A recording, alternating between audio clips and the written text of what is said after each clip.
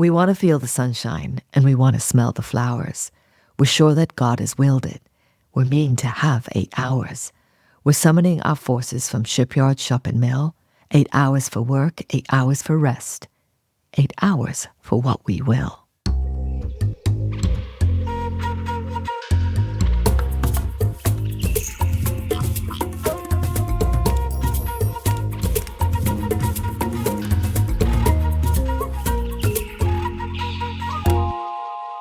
8 Hours for What We Will was the song written in the late 1800s for the 8-hour working day movement, a working class uprising in the US that followed on the heels of the abolition of slavery, and where work-life balance, I don't think they called it that back then, but it was getting out of whack. And the question of, do we live to work or work to live? What is this life for? Why are we even here? All those questions were rolled up and captured in a more pragmatic and more precise demand, which was 8 hours for work, 8 hours for rest, and 8 hours for what we will. And what we will was for connection. As the song spells out in its many verses, connection with nature, with community, with family, with ourselves.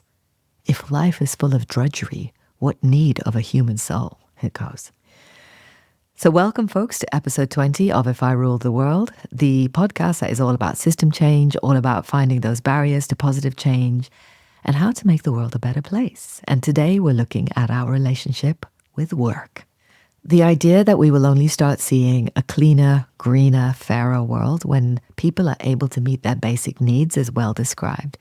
Maslow's hierarchy of needs, if you want to go there. And I think it's fair to say that if a good chunk of our time, our attention, energy, skills, talent is taken up with working to meet our basic needs, it's going to be really hard to take on a world, so a social, political economy, that is neither designed for the 99% of us, nor is it designed for the billions of freaking amazing species that we share this beautiful planet with, but designed to maximize profit. So before we jump into all of that, though, I really have to acknowledge something. I probably created, unwittingly, a little bit of a moment on a recent Instagram post where I posted about Gaza, and I got this huge engagement with the post. I got loads of positive comments. I did get quite a few unfollows, and I had one comment which really got under my skin. And it went a little something like this. It said, "Do us all a favor and stick to nature."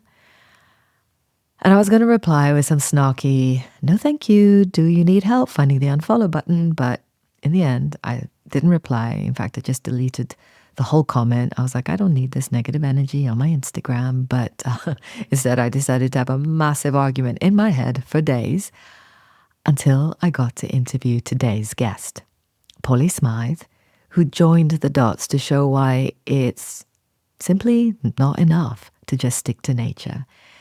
And she joined those dots in a really clear, compelling, and quite unexpected way. So Smythe is a journalist and a labour movement correspondent. And when I say labour, I mean little L labour, as in workers' rights, union building, industrial reporting, etc., rather than the Labour Party. And as a little aside, this interview was also recorded before the outcome of the UK general elections. So yeah, Polly is the labour movement correspondent at Novara Media, which is an independent, non-profit, left-wing alternative media outlet, if you don't know it. And her involvement with workers' rights and the labour movement began during the COVID lockdowns, quite literally. She began on the shop floor, where she had this incredible insight to see how the very people, the essential workers, that the rest of us were busy applauding from the apparent safety of our homes, were becoming vulnerable to exploitation and basically in line for a way worse deal when COVID restrictions would eventually become lifted. And I say incredible foresight because she's young. To put a pin on it, she's right at the cusp between millennials and Gen Z. And if you've been paying attention to world events, aside from the UK general election, from university student encampments for Gaza to the Gen Z protests in Kenya to Bolivia and more recently in Nigeria. Niger listeners, let me know what's happening. You will know that Gen Z are not taking their medicine. They're not accepting the status quo. So in my view, it's worth paying attention to and definitely worth listening to Gen Z. So we're going to start by listening to Polly talking about the switch, what woke her up to injustice and to a post-industrial world that needs changing.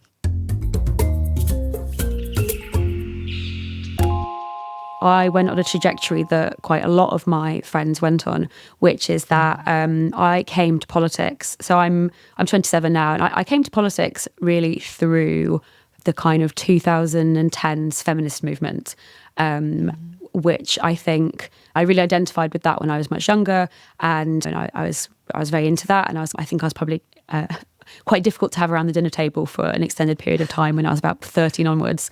And I really sort of primarily saw injustice through that lens, whether that was the way in which I felt my female friends were dating for the first time and kind of the expectations on us around men. It was a very laddie era and pushing back on that. But I think that when I reached university, I really realised the shortcomings of that time in my life, in that it was really primarily about gender and the kind of, it hadn't really gone beyond that. And then I became quite involved with Corbyn, and that really kind of opened my eyes to just how limited my political understanding had been. And I moved quite sharply away from that to organising around Corbyn, and sort of thinking about electoral politics as the sphere that I wanted to kind of get behind.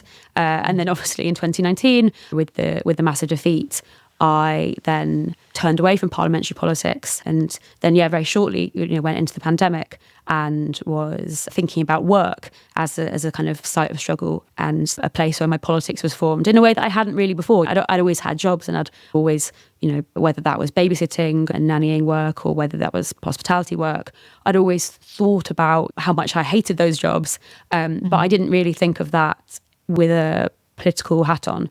And then I started thinking more about, well, this is the place I spend most of my time. This is the most kind of meaningful interaction I have is with my boss. They're someone who has the most power over me in my life. And what do I feel about that? And why is that? And how did it come to be like this? And why is it that in all the jobs I'd ever had, I'd never been in a union, don't think I would have known which union I could have joined, or anything about them. And why was that? And had that always been the case? And that really brings me up to where I am now. So was there anyone in your life growing up, sort of pre-teens or during your teens, who encouraged you or really motivated you to sort of be so questioning? I mean, the answer is a sort of slightly embarrassing one, in that when I was a teenager, for my shame, was really into competitive debating, which is such an embarrassing.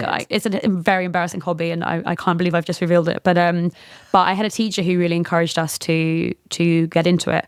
So I went to a grammar school, and it's a field that's like really dominated by kind of a big few private schools. And my teacher really wanted us to compete in that field. And so my English teacher was kind of introduced me to a lot of the concepts that kind of were my first understandings of politics. And then as I got older, I sort of really came to resent the competitive debating impulse, because often the way it works is you're given a topic and a position to take, and then you have 15 minutes to prepare. And I really cringe when I think back on like the various things I was opining about at a very young age, when I had no real understanding, And I think it was kind of, in a way, a bad political start, in that I think it's not a good place to be holding positions that you don't feel strongly about and acting as though you kind of know everything.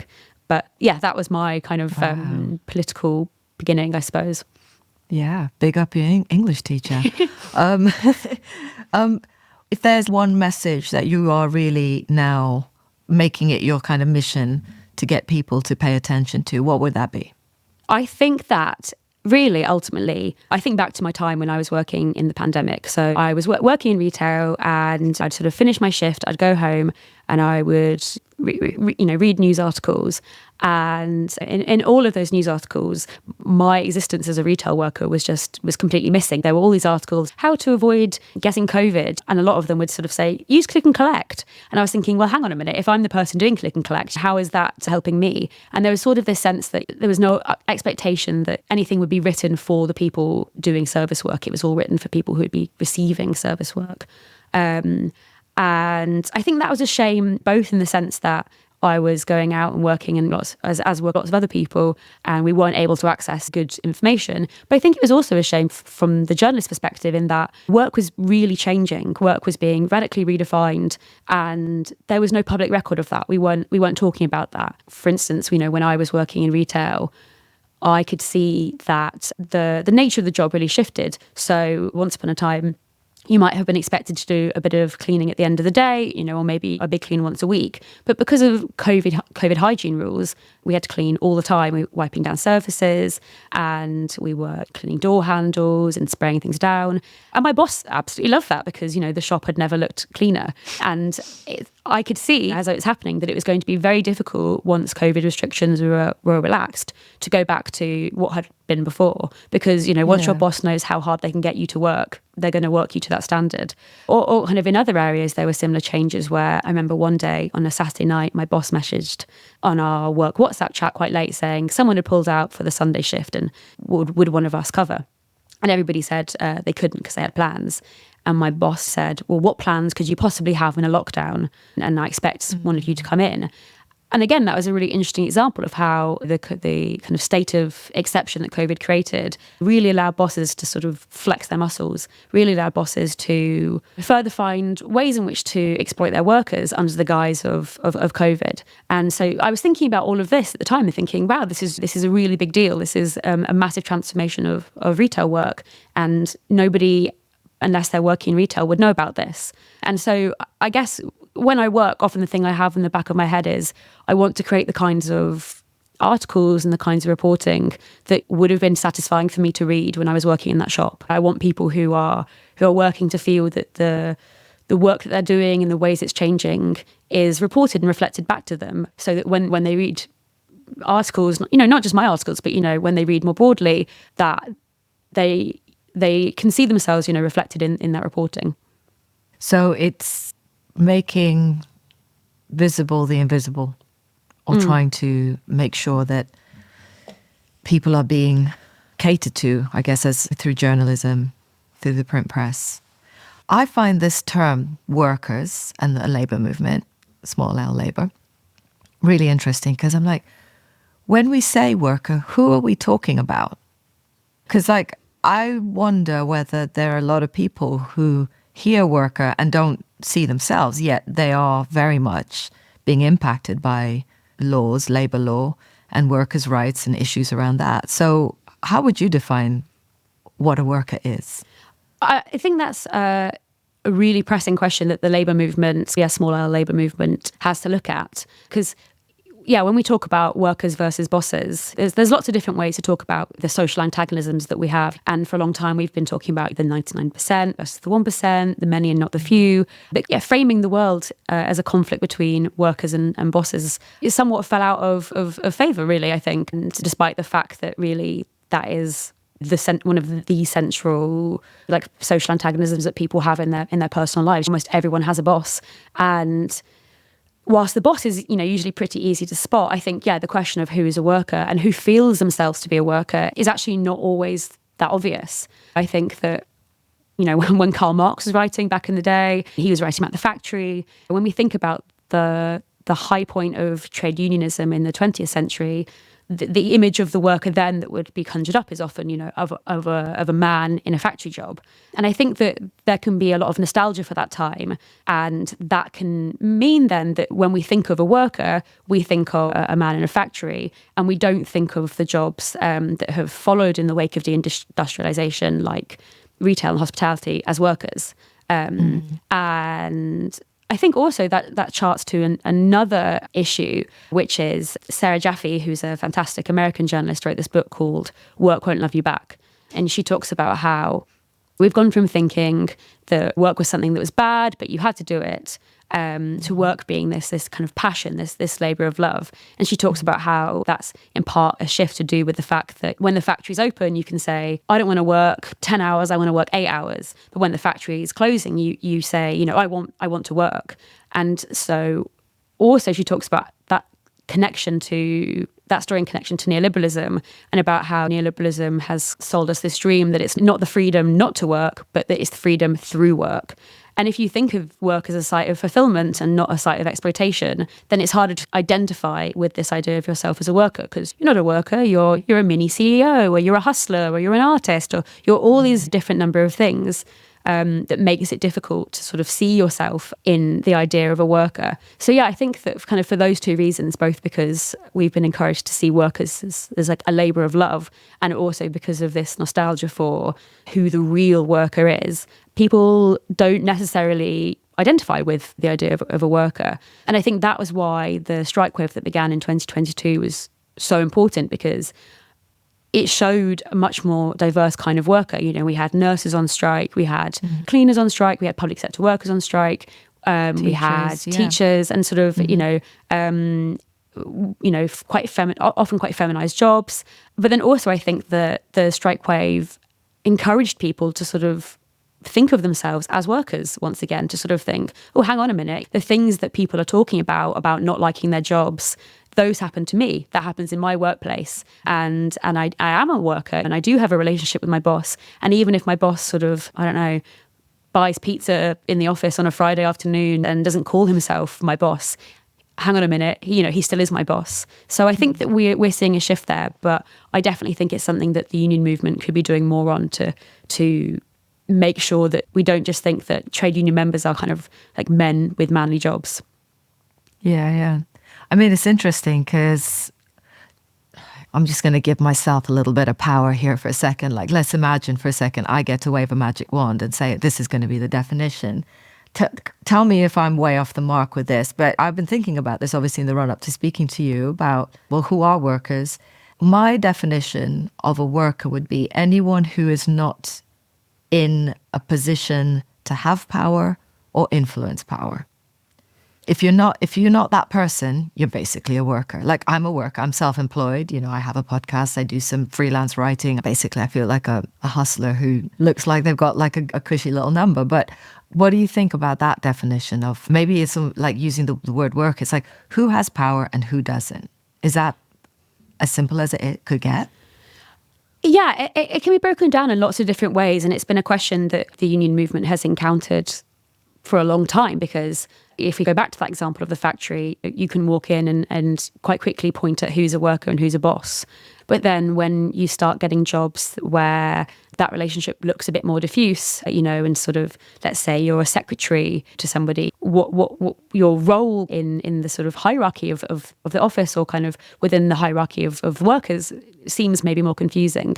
But I think actually you're right. I think that you can overcomplicate it, or you can simplify it and say, do you have power in the workplace? Are you able to make decisions about your work? I think that for a while there was this sense that people weren't sure what to do with kind of some professions like teaching or social workers, because on the one hand that seems like it's a really straightforward and obvious role as a worker, but maybe you weren't producing something in the same way, kind of, it wasn't like you were in the factory and there's the sort of, at the end of the day you've made X number of things. And so, or the same, I think, specifically with kind of academics in universities who didn't see themselves as workers because they weren't producing something in the same way. And it's interesting that now so much of the union organising that we see, you mentioned teachers earlier, obviously here in the UK, but also all over the world, academics are getting organised because people have been realising that they've been screwed over. They're looking at their conditions and thinking, well, hang on a minute, this isn't the job that I thought it was going to be. And so, yeah, it's interesting that some of the places where we're seeing the most organising and some of the most exciting organising is actually in places where once upon a time traditionally we wouldn't think of as work in that old-fashioned nostalgic sense I was talking about a moment ago. Yeah. How would you say politics, if you were sat in the corridors of power in Westminster, wherever, looking at the populace, like, how would you say laws and policies that are being enacted are affecting people's lived experience of everyday lives at the moment? What do you think are the biggest challenges that we're facing? There's so many ways to answer that question. I think that depending kind of on your background, your specialism, you could cut that in so many different ways. You could talk about water, privatization and kind of sewers. You could talk about trains and why rail tickets are so expensive, and just, about how kind of everything has got worse for everyone, except for a very small number of few people. I think one of the things about trade unions that has been forgotten is that they perform a really important function within democracy. Trade unions are the way that working people can get organised to advocate for themselves collectively, and in doing so play a really important part on holding back the rise of billionaires, making sure that profits are shared out equally, that profits don't just grow and accumulate for a certain number of people, but they get fed back into people's pockets. That the attack on trade unions that we've seen ever since sort of, I guess most obviously starting in the 1980s, that attack has meant trade unions, it's been more difficult for them to fulfill that function and play that role. And that means then that it's more difficult for people through their workplaces to advocate for themselves. And we see that play out in all sorts of ways. The fact that wages are so low, the fact that people work such long hours, the fact that outsourcing is so rife, the fact that bosses make astounding profits at the expense of workers, the existence of fire and rehire, all of things like that which impact people all the time in their lives are a direct result of kind of an attack on trade unions and the limits on trade unions' capacity to fight that back. And so I think that that's a really important story in understanding how we've gotten to where we are. And I think that that's often not always drawn out in the sort of national story. When we look at where we are in 2024 and say, how do we get here? Why does nothing work? Why is everything crumbling? Yeah, a big part of it really starts with these attacks on trade unions and the limits on working people's capacities to fight for what is rightfully theirs. Okay, so that's really interesting because you're talking at a period of, so mid-80s, well, more like early 90s. Let's not make myself any older than I am. So by mid-90s, I'm entering the workforce, finished my degree. And that's also around the kind of, I know the internet was invented, but it really was when it was rolled out. Like I entered the working world at that point where the internet was about to revolutionize the way we work. And that's a really interesting one because you're saying like, that's the same period where things have gotten worse. Yet the story that I feel like I've grown up with is all this technology that's being handed to us to kind of tools up at the trade, if you like, are actually progress, and that you'll be able to work from home. You can work on a beach. You can do, like, how do you see that? I'm just trying to formulate it in my own head because I'm just thinking, I'm just starting to realize that there is a story that lives in my head and probably a lot of people's head that time passes, we have technological innovation, put those two together in an equation and it equals progress. And therefore progress must mean our lives are getting better. Yet we're not.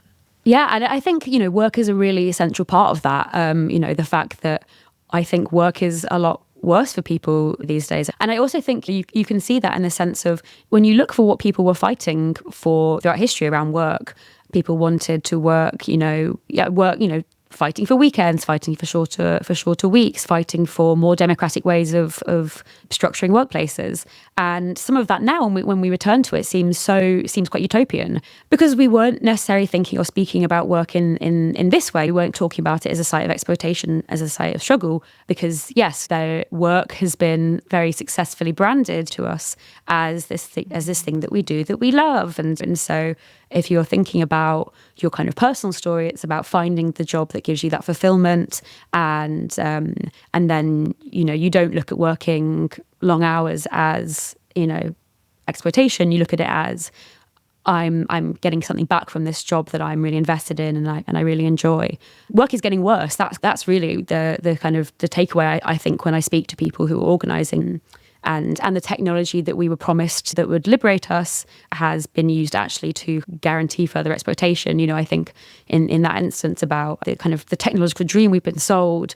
And if you look at it in an Amazon warehouse, yes, there are robots, but the robots aren't doing the work. The robots are just speeding up the work, which makes it much more difficult for the workers in the warehouse to sustain a pace of work that doesn't mean they have to go for a wee in a plastic bottle or break their back and suffer muscular injuries because they're trying to keep up. And so I definitely think that it's really important for us to complicate that idea that technology plus time equals progress, because I think what we've been seeing really is work get much worse. How does that make you feel? I mean, I'm at the other end of that story, if you like, or that conveyor belt of workers. I'd like to think I've got a good few decades still to go, but who knows? But you're a decade into that journey. How does that make you feel about the world you've inherited? Something I'm always struck by is how similar the problems are throughout work. Often the things that I encounter in one industry will pop up in another. For instance, I think with journalism is in a really terrible place. What you have is the sort of entry-level jobs that people would have once come into, whether that be sort of a national newspaper or trainee schemes, have all but almost disappeared. And the local newspapers that stand still existing are kind of little more than kind of content farms. If you go to work for them, you're expected to write a ludicrous number of pieces a day. Often that's just ripping off other publications' work. And kind of putting a one extra line in it, you don't gain an experience. You don't become better at writing. It becomes more difficult then to find the next jobs. There aren't really those next jobs. And then the people who are able to get experience are people who are able to, do unpaid work experience or people who have connections. And I see that in my industry all the time. Anyway, and then recently I was interviewing screenwriters for an article about what's going on in sort of TV soaps like Hollyoaks and Emmerdale. And it was exactly the same dynamics where there weren't those early opportunities for people starting out in their careers.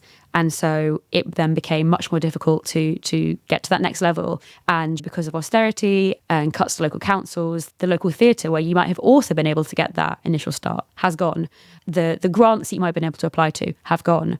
And so I think that and again, that's a good way to think of yourself as a worker. I think is to draw out the similarities and say the things that are happening to me in my workplace are happening in other workplaces, and why is that? And that's because we're all impacted by these big broader societal changes, and that actually I don't just kind of feel bad for this other person this thing is happening to. Actually, I have solidarity with them because it's the same big forces that are making our lives and our jobs much worse. So that's interesting, because that, for me, is part of the root of that earlier question of like, who are we talking about? Because when I would guess and almost put money on the fact that there's a lot of people out there who, when they hear worker, don't think of themselves, because there's a kind of political tone to the word. They're sort of thinking, well, is this some kind of commie thing, or like socialism, and it sort of pushes people away. Yet it just goes back to my sort of very simple outlook, which is, well, if I don't have power to really shape like my working life, then I'm a worker, and that could be a doctor, a nurse, or whatever, Completely. And I think also there are certain professions I'm sure who would have heard the word worker and thought, well, how will that ever apply to me? I think a good example here is solicitors. I think that solicitors might think, well, this is a really white collar job. I've gotten certain degrees of professional accreditation to get to it. I'm safe. I'm immune from these discussions about work. And now we're having conversations about whether AI is going to come in and replace broad swathes of the kind of more administrative roles that solicitors play. And kind of as a tangent, I think that discussions around AI are quite difficult because often it's massively overstated. But with that aside, solicitors are suddenly starting to think, oh God, actually my job could be made redundant. That the reason that I think I will have this job that's really well paid forever is actually completely contingent on various historical facts and that I could be thrown onto the scrap heap. And I thought that was something that would happen to other people. We're seeing people wake up to the fact that they're workers. Another good example I think is in places like museum sectors, where museum workers, again, we might think of it as this white collar job, although not necessarily for the kind of that. Not for the staff who are doing the kind of more admin work, but we have this sense of it as being quite a fancy job. Now you work in the museum sector, and then when suddenly the museum says we've signed a 5-year deal with BP, or we've signed a big deal with some horrible pharmaceutical company, and workers want to organise against that, that's a form of workplace organising, because you're taking collective power, you're working together. And so I think that we are seeing people wake up to the fact that they're workers, and also that the place that they're most powerful is often as a worker. I think that a lot of us, myself included, became quite disillusioned with some of the forms of organising that I did when I was a bit younger. I organised lots of marches and went on protests, and things didn't seem to change. And actually, often it's in your workplace that you are the most powerful and you can actually affect the most change. And I think that, people are waking up to that. Okay. I think that's a really interesting, because like you say, it all of a sudden you find that common ground and you start to say, okay, that's a story about nursing, but this could potentially happen to me and I'm a doctor or something like that. So solidarity. So there are all these changes that are happening. To varying degrees, we're all feeling it. I love that you said that work got branded or rebranded as this thing that's aspirational, that we love, that's going to give us a sense of fulfillment and is literally the reason why we're here on Earth, which that's an interesting idea. I definitely was sold that. And in some ways it's been great. It's made me quite aspirational. It's made me quite creative about how I do my work, but it's also meant that I'm quite vulnerable to a sudden change in the industry, like all kinds of things. So, oh gosh, I feel like I should be like on a psychologist's couch, like having a bit of a deep unpack about my working kind of life. But anyway, let's not go there. The point is, like, what is shaping these decisions? Because that to me is where there's something invisible for most of us anyway that's going on in politics that is influencing these decisions that are affecting our lives. How would you identify that? I think a good, funny example is I used to work at Waterstones, and when I got the job at Waterstones, it was minimum wage, and they were Waterstones is a bookshop for our international listeners. Yeah, Waterstones is a bookshop, and it's kind of very cozy, and they're on most British high streets, and Waterstones was really insistent when I got my job in the training that we were not retail assistants, we were booksellers. That was a big part of the job, and it's a minimum wage job. And they said, but this is the first step on the rung to a career in publishing. And I was thinking, I don't want to work in publishing. I want to earn more than minimum wage in the job that I'm doing right now. But there was this pitch to us that this is aspirational. You're working here not to sell hundreds of copies of Jamie Oliver cookbooks. You're working here because you are involved in this glamorous publishing industry. And yes, your pay might not reflect that now, but it's almost like a deferred wage. So I think that it goes really deep, that myth. It pops up everywhere. And it's so obvious in a way that when someone points it out, it can be a bit startling, because it's been such a successful way of getting us to think about ourselves as workers. Yeah, I mean, I almost feel like that has extended into the way people make content for social media. That is a lot of work. It's the hamster wheel of work. And unless you're the very, very few that manage to build enough of a following that you're getting that sponsorship and the kind of monetizing of it, it's work for nothing other than the hope.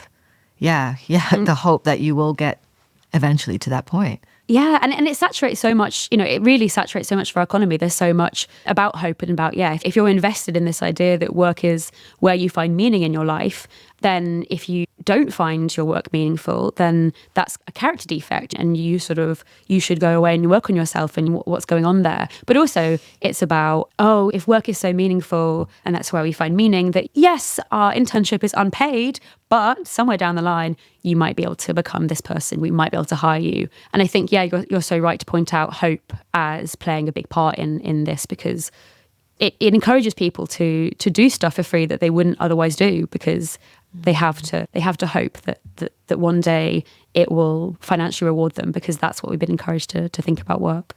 Yeah, I really feel like a little thing has just slipped in the way that my mind has been programmed, I guess, to think about work. 100%. I came into the working world off the back of the dot-com boom and, all the kind of Wolf of Wall Street type, those were the people that everyone looked up to as not quite heroes, I wouldn't say. I won't go that far. For some people maybe, but there was definitely a sense of like, it's just about work real hard, make as much money as you can. And, I sort of wanted those things, but I was trying to find meaning as well, which probably was the worst combination. I did a lot of work for free, actually, when I was starting out in natural history TV. I feel like I'm like, oh God, I need to go through my past life and pick up the pieces and go like, wow, I really bought into this. I feel like we dropped the ball, my generation, Gen X's. But anyway. I completely agree. And I think that when you think about it, it plays out in really different ways in different jobs. And I would really recommend Sarah Jaffe's book, Work Won't Love You Back. And each chapter, she speaks to a different person who works in a different area, and she kind of unpicks how specifically in that job the myth of work loving you back plays out. And she talks to artists, she talks to retail workers, and she has a really powerful chapter looking at nannying. And nannying is this sort of, you love this other person's child like they're your own, and it's incredibly fulfilling because you're raising another child. And she looks about how that has been able to secure some of the worst working conditions. The way that we treat nannies, especially live-in nannies, is really appalling. And the book is written during the pandemic, and she looks at how there were so many instances where women had to leave their own families to move in with the families they were nannying for, but that wasn't seen as exploitative. That was seen as a kind of an act of selflessness. What a gift. And part of the Work Won't Love You Back unpicking is that we have to look at how all of this changes given on the specifics of the job that you're in. You've mentioned, what's driving this are the companies, the shareholders, profits. Shouldn't there be like checks and balances? Isn't that what government and politics is meant to do, is get in between kind of workers on one side and shareholders on the other and say, right, let's just get some perspective, let's get some balance here. Isn't that the role of government? Completely. And I think that even really minor things that would make work better, I think the fact that the government are so afraid, and I include the Labour Party within that, are so afraid of approaching them, shows us how we've allowed work to become so terrible that, now even a small request, I don't know, ending fire and rehire, for instance, becomes this big political scary thing that parties don't want to touch, when I think that everybody would agree that fire and rehire, which is where you fire your staff and then you rehire them on a worse contract or worse pay, is bad, And yeah, so government, it is clearly, the role of government to regulate these things, and the absolute lack of willingness to engage with even really bare minimum reforms, I think, shows us how far we have to go, and yeah, just how bad things have gotten. That really basic requests for things like banning fire and rehire or regulating 0 hours contracts, the fact that is deemed somehow, like this big scary thing is, yeah, it's very telling. But what are they scared of? Because we're the people that vote them in. If they do stuff that we like, we're going to vote them in. So what's so scary about it? With Labour, I think that there's this sense now that clearly they feel vulnerable to the Conservative attack line, which is Labour is the party of trade unions. Labour wants to take us back to the 1980s. Labour wants to give trade unions all this power. And I think that, yeah, if you actually put that to people would think, well, work is pretty bad, and, I would like a bit more money. And I do think it's ridiculous that companies can make absurd amounts of profit and not pay their staff. But I think that Labour feel clearly very anxious about that attack line. They feel exposed by it, which is why, I don't know if you remember, but, during 2022, when there were all the strikes, Keir Starmer didn't want his MPs appearing on picket lines. Yeah, I do remember that. So clearly it's a very keenly felt anxiety. And I think it's a shame, because I think, yeah, like for all the reasons that we've said, people think that work should be better, and they think that that is something that the government should exist to do. I'm just going to jump in here to do a quick shout out to the sponsor of If I Rule the World, Triodos Bank UK, an ethical, sustainable bank who I've known about them for almost 30 years. And I finally made the switch 3 years ago because I wanted to know that what little money I do have, my hard-earned money, doesn't end up being invested in the hands of some arms company or some company that exploits its workers while belching out pollution and basically trashing our beautiful planet while pissing on its people. No, I wanted a bank that did good stuff. So Triodos aren't the perfect bank if you're comparing them like for like with regular high street banks. For example, they don't offer a link up with Apple Pay. But if not banking with businesses that are literally killing people and planet is important to you, then check Triodos out. The exclusive sponsors to If I Rule the World. Now let's get back to it.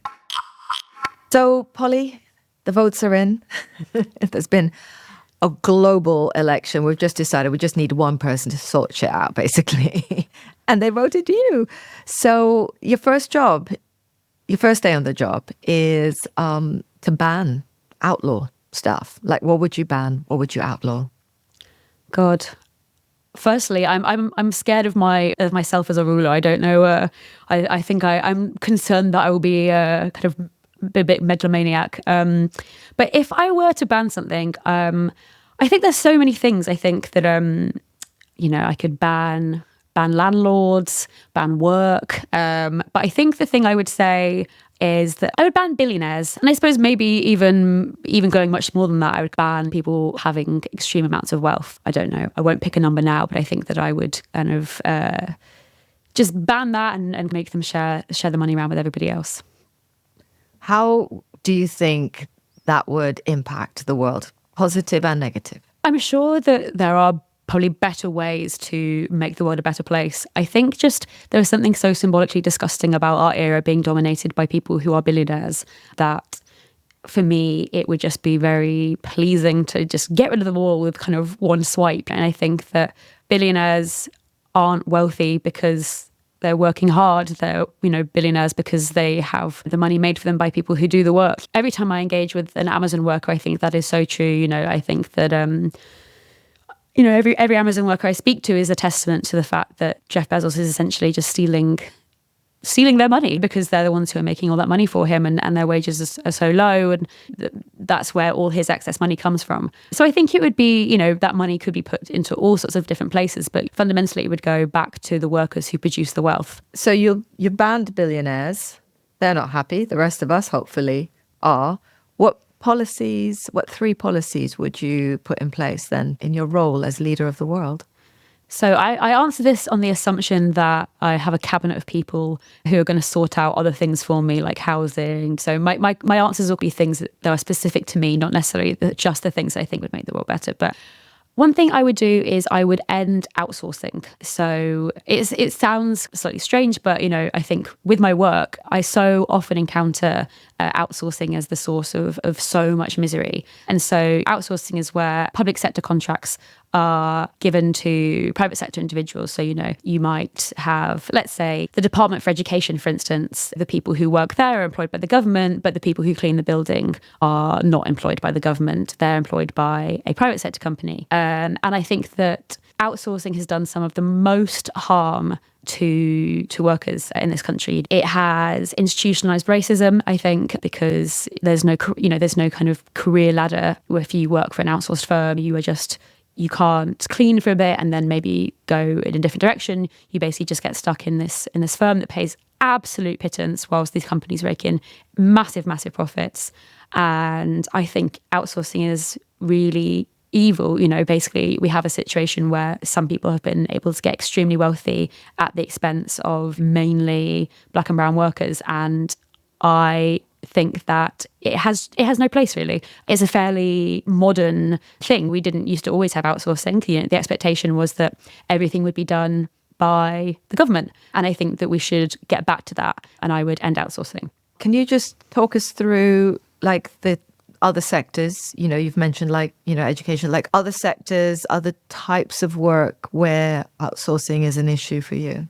Yeah, so I mean, you'll see it quite a lot. Let's say, for instance, refuse collectors, so people who collect rubbish. Once upon a time, that would have been just run by the local council, and then outsourcing was billed as a way to basically cut costs. So, you won't be responsible for the pension costs of employees. Someone else will just be in charge of all of that, and you can forget about it, and then you just pay the fee for the outsourcing company. So, yeah, it crops up in lots of different places. Almost always if you're somewhere and you see someone wearing, a t-shirt, if you're like in a hospital, for instance, or a library or a school, and you see someone wearing a sort of a polo with a brand on and you look closer, it's often the outsourcing company's name. And even though workers who are outsourced often will share the same canteen, do jobs that are not so dissimilar to people who are directly employed, they're often on a different set of conditions that are way less favourable. And it's really arbitrary. There's absolutely no reason why, let's say, for instance, take a train. There's absolutely no reason why the train driver should be directly employed, but the people who clean the train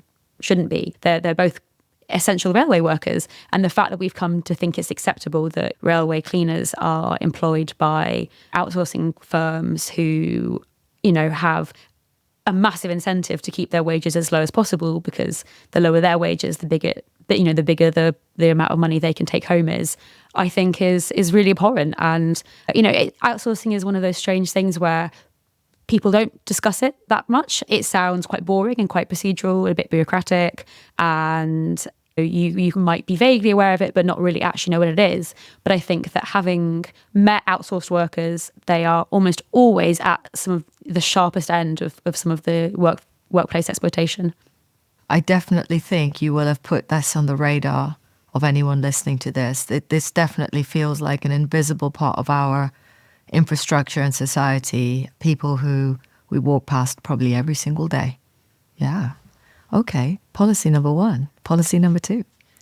Policy number 2, this might seem a little bit self-indulgent, but I would create a big pot of funding for industrial reporters. And I know that's not going to change the world. I'm obviously I've taken over on day one, and it might seem like a sort of strange place to start. But I think that there used to be loads and loads of industrial reporters. My job is essentially, the title is Labour Movement Correspondent, but what I do is industrial reporting. I speak to workers and I speak to trade unionists, and there used to be loads of me. The Financial Times, I think, had 6 industrial reporters in the 1980s. These days, they don't have one. It's a really, I'm not sure if dying breed is the right term, but we're basically extinct. And I think it's very sad. I think it means really bad things for all sorts of reasons. I think that it means that often when we do get strikes, they're really misunderstood. You get people like Kay Burley badgering Mick Lynch and asking him really ridiculous questions when she could be asking him questions that are informative and teach people who are listening and watching more about the balance of power in the UK and what trade unions do. I think that it means that often strikes happen that we'll never even know about. Strikes happen probably 10 minutes away from where we live sometimes that we never hear about, we never encounter, because there's no one there to report about it. And I think organising in your workplace is a really amazing thing to do. People, I think if it's not something you've done before and then you organise, I think that's something that we should hear about. And also it lets the trade union movement get stronger, because we know which tactics work and which tactics don't work. And I just am not sure that industrial correspondents will come back without somebody paying for them. So that's why I want to create this big pot of money that means that we can have industrial reporters aplenty, so that we can actually get a sense of what is happening with workers in the country. Policy number 3. Okay, policy number 3. So I think that if I'm not abolishing all work, which I haven't quite worked through how I would do that, so I'll scale it back slightly. But I think one of the things we can get to doing that is a more realistic proposal is move to a 4-day week. I would implement the 4-day week, and so there's been growing demands globally really for a 4-day week. And sometimes with trade unions, we have this sense that the only things that trade unions are striking over or kind of bargain over with their employers are things like work and pay.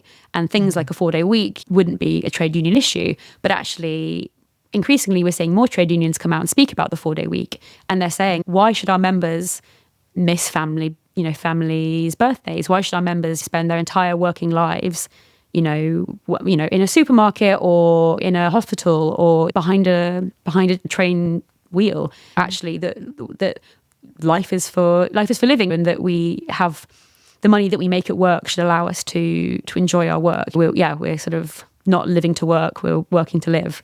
And I think that it's a really fascinating proposition, a 4-day week, because it actually, even though it seems like quite a small thing, just dropping one day, actually it really stimulates conversations around all the things we've been speaking about today, about why is it that we work 5 days? When did that become the kind of accepted norm? That's really arbitrary. That's a fairly recent historical innovation. Isn't it like the Bible, or was that a 6-day week? Yeah, because obviously we used to work a lot more, and then there were campaigns to we had to fight for the weekend, and that sounds funny now, but the weekend isn't a natural thing. We had to fight for it, and the boss didn't give us the weekend. We won the weekend, and now we have a situation where we can change the framework of the working week again and move to a 4-day week.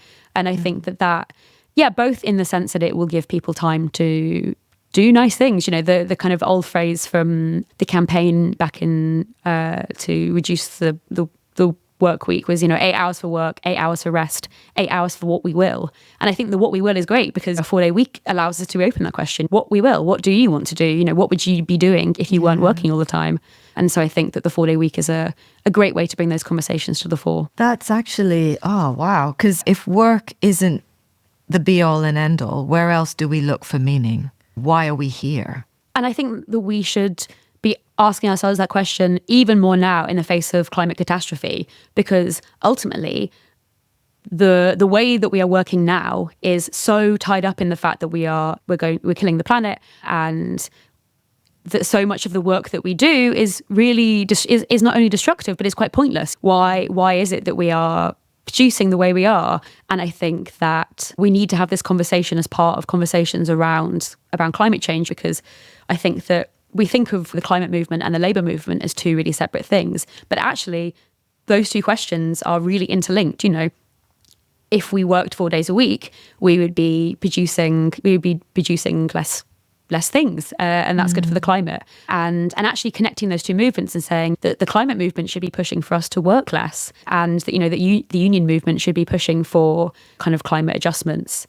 And I think that in asking those questions, we can work out what is it that we want to do? Where do we find meaning? And I think for so many people, they find meaning in nature. They find meaning in kind of access to nature and their proximity to it. And I think that reducing the amount that we work would allow people to explore that and not see it as just something that they have to maybe cram in at the weekends, but would allow them to get back into nature and to see the world in a really different way. That's really interesting, because I thought I was going to have to shoehorn in a conversation around the planet, the environment and nature. And what I'm finding fascinating is a policy suggestion, or not, because actually you rule the world. So, a policy you're enacting, a 4-day week opens up the conversation quite naturally.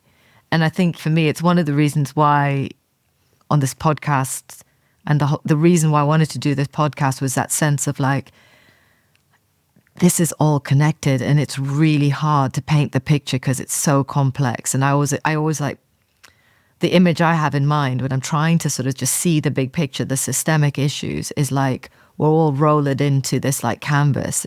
And the only way to see the big picture is to kind of peel yourself off the canvas so you can look back and get the wider view. And I do find it really fascinating that, a conversation around workers' rights, a labour movement, and a fantasy about ruling the world leads us straight into this area about nature and the environment. So with that in mind, you've also got the global tax pot at your disposal. The workers, the people that you represent, the people that have voted you in, their hard-earned cash in that pot. How are you going to spend it? I think to answer this question, I'm going to keep on the climate theme. I think that so much of what we see at the moment, especially when we're talking about the climate in the West, is we're talking about making these climate adjustments. Let's say, for instance, we're talking about going to electronic vehicles and not using oil and gas, or we're talking about, let's say, kind of wind turbines or whatever, without really reckoning with the true relationship between where are we going to find the nickel, where are we going to find the minerals for the transition that we talk about having in the West. And I think that that's an incredibly extractive relationship that the Western labour movement really, and the Western climate movement really needs to look into and say we cannot premise our transition on the basis that we can just extract elsewhere and the nickel and the other essential minerals that we need. Well, we can't oversee the labour relations in the places where those minerals are being extracted. And so I think that that's kind of not quite a direct question about the global tax pot, but I think that I would say that these things are really connected. We have to start thinking globally. And one of the things obviously we've been talking about is who's a worker. And I think that we need to start thinking of workers everywhere. It's not just about the workers in the UK, not about workers in the West, it's about all workers. And so I think that the money that would be spent, it would be about making sure that we are ensuring that the transition that we talk about isn't just so that we can drive a few nice electronic vehicles near London. It's that everybody has access to really making the climate adjustments that they need to, whether that's in kind of Vanuatu and Tuvalu in the Pacific, or whether that's in Mexico, that this has to be really a completely global interconnected transition. So your rule comes to an end. I know you were worried about becoming a megalomaniac. I'd love to see kind of a little hint of what you're worrying about there, actually. What do you think you're capable of, like the dark side of Polly Smythe? Oh, God. I tend to be, I think whenever I'm cooking, I have a very authoritarian streak. I don't want anyone else in the kitchen, and I can be very mean. So I think that seeing that writ large on the global stage, I'd be very concerned. Well, it sounds like you've got a little self-awareness that it could get out of control. So before that happens, you have to step down. We've got, checks and balances in place to make sure that's going to happen, Polly. So who would you nominate to be your successor? One of the great privileges of my job is that I get to meet people who are organising every day to make the world a better place as workers and as trade unionists. And I think that kind of any number of them really would be fantastic successors. And if I was to think of one person who I would nominate for my successor is Bella Fashola, she is the cleaning grades rep for the RMT. So she is the person who works the hardest and is the most involved on the RMTs. The RMT is a trade union that covers everything with rail in the UK. Anything to do with outsourced cleaners. She is leading the campaign to have cleaning staff on the railways and the underground brought back in-house. And I think that the organising work that she does is just so impressive. I think that she would make a really fantastic leader. Like specifically, what qualities do you see in her that you think would make her a good leader? I think that she is able to get people to realise the power they have. When you think about cleaners, and my experience from speaking to people who are cleaners, often I think that the way in which society treats cleaning can be really difficult because you feel the things that cleaners say to me are often, I feel like the dirt that I remove. And so then to be able to make people feel like to be able to kind of say, actually, no, you do have power in a workplace, and we can challenge things, I think is really impressive. And I'm really impressed by Bella's kind of tenacity and also her capacity to make people realise the power they have. Making people realise the power they have. Wow. Huge thank you to Polly for this interview. It's definitely quite something to have to have her reflect back on the past 3 decades, basically my whole working life, and to, shine a light on that gradual, slow fade, the systematic weakening, dismantling of workers' rights, of labour unions, of labour laws, so that we've now ended up in 2024 with people working hard and working all the hours that God sends, if you believe in God, that is, and still can't afford the basics for life.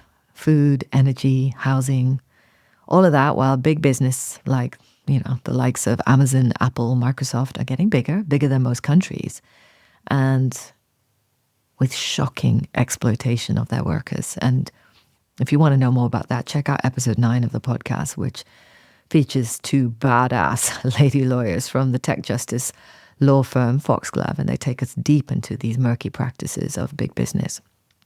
So that's one takeaway that I have. The other is that I came across, shortly after the interview, I came across this explainer definition of what a worker is in a Gary's Economics YouTube video. It's on his YouTube channel.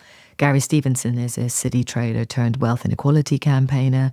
And in this video, he doesn't use the word worker, but he defines what he's talking about, or who he's talking about, when he talks about taxing the rich and wealth tax specifically. And it goes a little something like this. If your income comes from your job, you're a worker. Okay? So that sounds like all of us, doesn't it? I mean, you could be a really highly paid worker, a doctor, a lawyer, but if that's your job and that's how you make your money, you're a worker. You're not a worker if your income comes from your assets. So from owning the buildings where the rest of us work, from owning the buildings where the rest of us do our supermarket shops, from owning the fields where the rest of us get our food. You get the idea. So I don't know about you, but I really needed this spelling out so that when we talk about workers, we know who we're talking about and we get clarity on what makes the super rich super rich.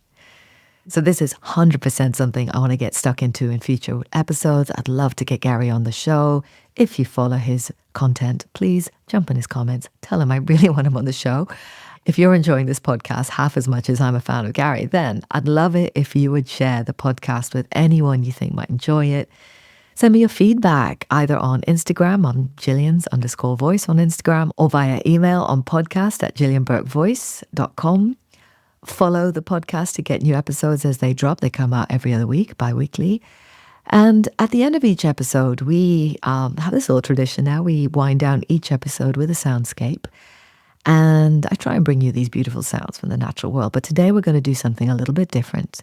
Before we launch into that soundscape, I want to conjure up a little memory for you, a little memory of mine, actually, if you'll indulge me.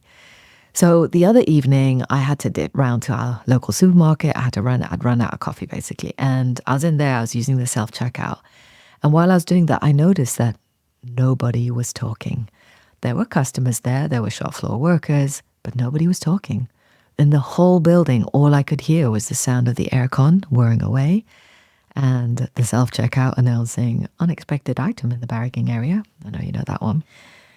And it made me think how for many of us, work is becoming more isolated, more remote, less human contact. Even farming has become a lonely job for many people. Contrast this with another memory, and if you've been listening to the podcast, you'll know by now I grew up in Kenya in the 70s, and I remember as a kid when a job needed doing, it was all down to people power. So if a tree had come down and it needed moving, if a field needed planting or harvesting, if a car had run into a ditch and needed shifting, it was all about many hands making light work. And there was a call response work song. And I'm not going to do it. I'm too self-conscious to do it right now, but a work song, like work songs all over the world, whether it was Kenya, Japan, Portugal, or Scotland. Work songs created a rhythm to coordinate people, to move together. Work songs motivated, they energized, they pulled together. Some jobs, like bringing in the harvest, became festivals to mark natural cycles and nature's rhythms. And don't get me wrong, it was hard work, back-breaking work in many cases. But the work and the work song created connection, created meaning, a sense of purpose and belonging. And dare I say it, an answer, even if for a moment, to the most enduring question of all. Why are we here? Thank you for listening.